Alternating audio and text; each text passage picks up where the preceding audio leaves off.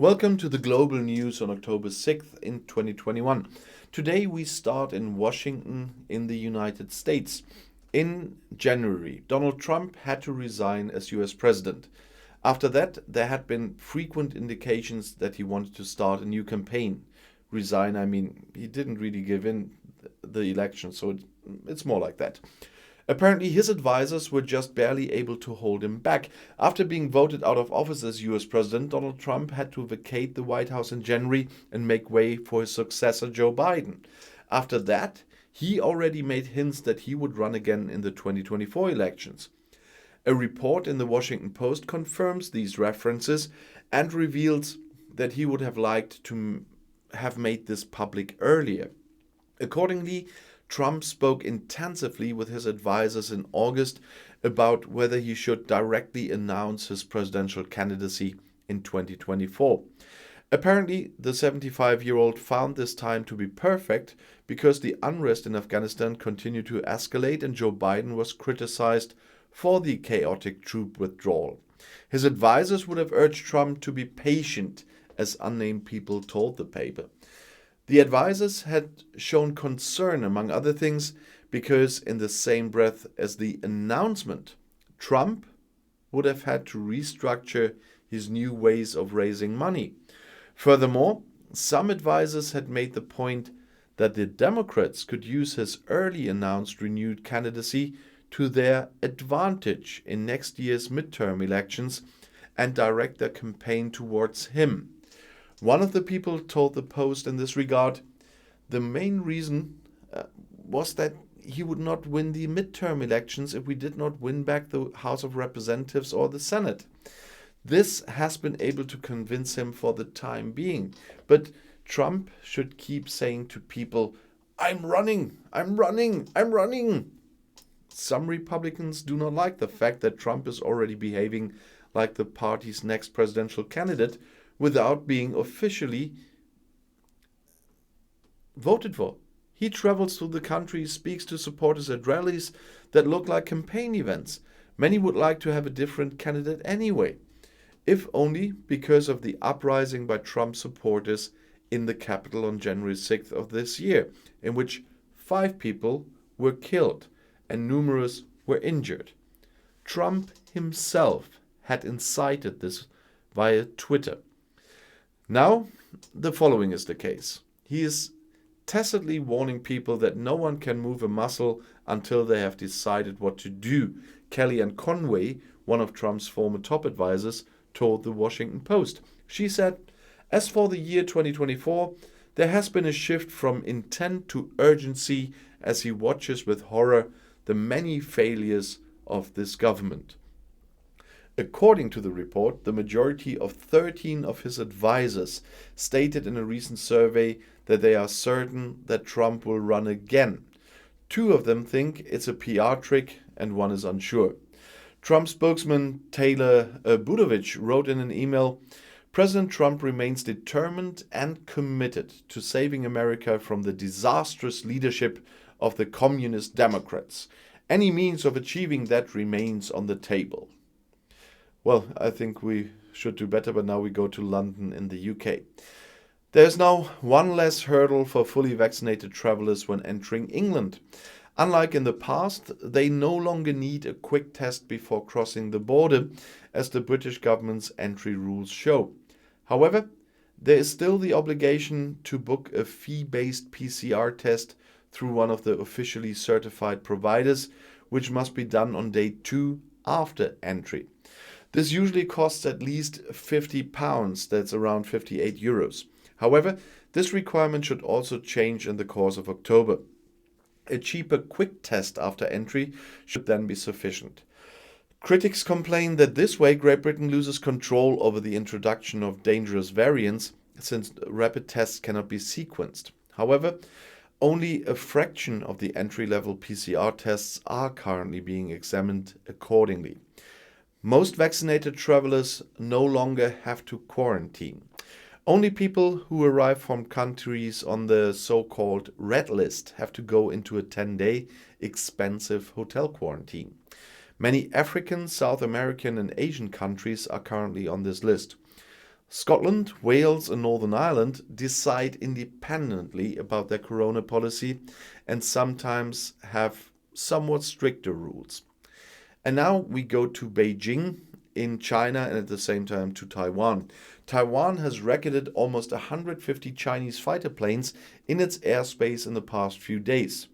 China is going too far, criticizes the Prime Minister and warns the population. Taiwan must be vigilant in view of China's excessive military activities. This is what the country's Prime Minister, Su Tseng-chang, warned. As of Friday's Chinese National Day, Taiwan has recorded 148 Chinese Air Force aircraft in its airspace. On Monday alone, there were 56 Chinese fighter jets and bombers, more than ever before. Taiwan needs to be vigilant while China is going too far, Su told journalists in Taipei. The world sees China repeatedly undermining peace in the region and putting pressure on Taiwan. Taiwan calls China's repeated military activity in its vicinity grey warfare, aimed at tiring Taiwan's armed forces and testing the country's responses. Taiwan needs to strengthen itself and demonstrate unity, he added. Only then will countries that want to annex Taiwan not dare to simply resort to violence. Only when we help ourselves can others help us, he said. The US government also criticized China's actions. The provocative military activities are destabilizing, risk miscalculations and undermine peace and stability in the region, said White House spokeswoman Jen Psaki. The US would continue to support Taiwan in maintaining adequate self-defense capabilities. The US commitment to Taiwan is rock solid, said Psaki. The US is Taiwan's main military supplier. China, on the other hand, described the flights as necessary countermeasures on US activities in the region. The US government is supplying arms to Taiwan, strengthening official relations with Taipei, and sending warships across the strait, said Foreign Office spokeswoman Hua Chunying. She called on the US to stop supporting the independence forces in Taiwan. These provocative steps would undermine peace and stability, the spokeswoman said. China has in the past increased pressure on Taiwan to force it to recognize Chinese sovereignty. Taiwan, on the other hand, declares that it is an independent state and will defend freedom and democracy.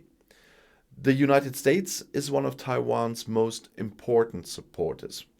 Taiwan's President Tsai Ing-wen has made upgrading the armed forces a priority, using new mobile weapons to make an attack on China or by China as costly as possible. And now we have to go to Naypyidaw in Myanmar. At the beginning of February, Myanmar's Prime Minister Aung San Suu Kyi was ousted in a military coup. The 76-year-old has had to answer in court since June. The process appears to be causing her health problems. The trial in Myanmar against the disempowered Prime Minister Aung San Suu Kyi makes the 76-year-old some difficulties health-wise, according to a lawyer. The Nobel Peace Prize laureate asked the judge on Monday to only have to appear in court every 2 weeks instead of every week as before, Kim Mong-sa told the German press agency.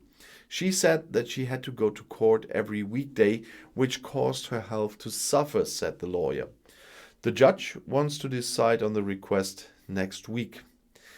Well, Suu Kyi has been under house arrest since the military coup in early February. In mid-September, she was unable to appear in person in court in the capital Naypyidaw for the first time due to illness. What exactly is wrong with her health is not known. The judiciary accuses her of half a dozen offenses.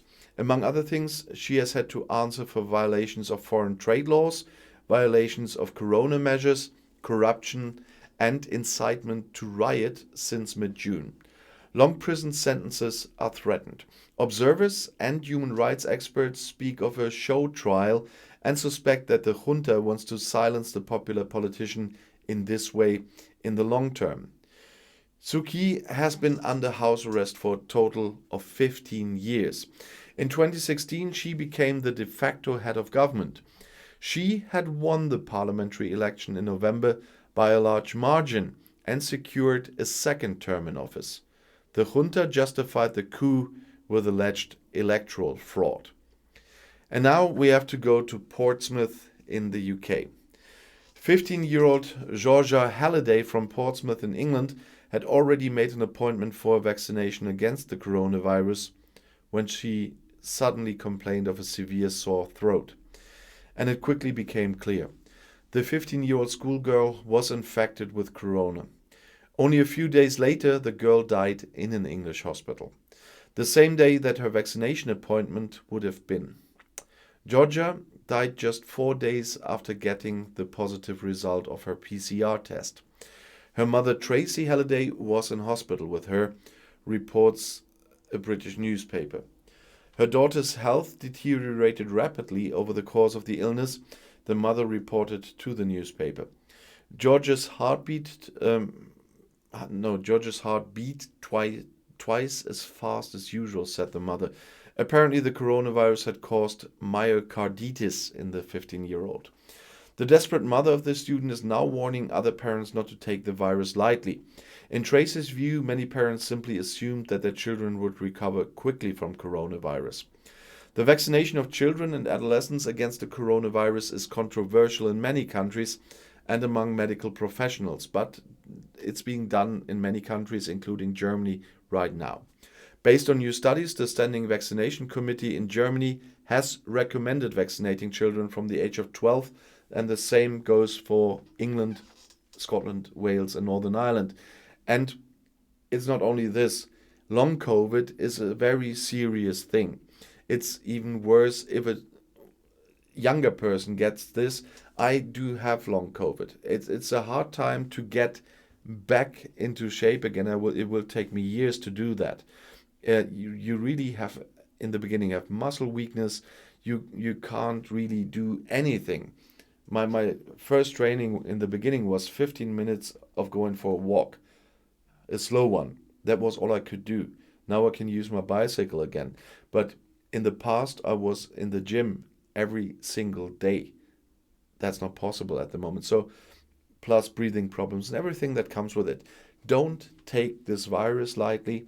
Don't take an infection lightly. And please, get vaccinated if you haven't done so yet. And I'll see you in my next video. Bis gleich.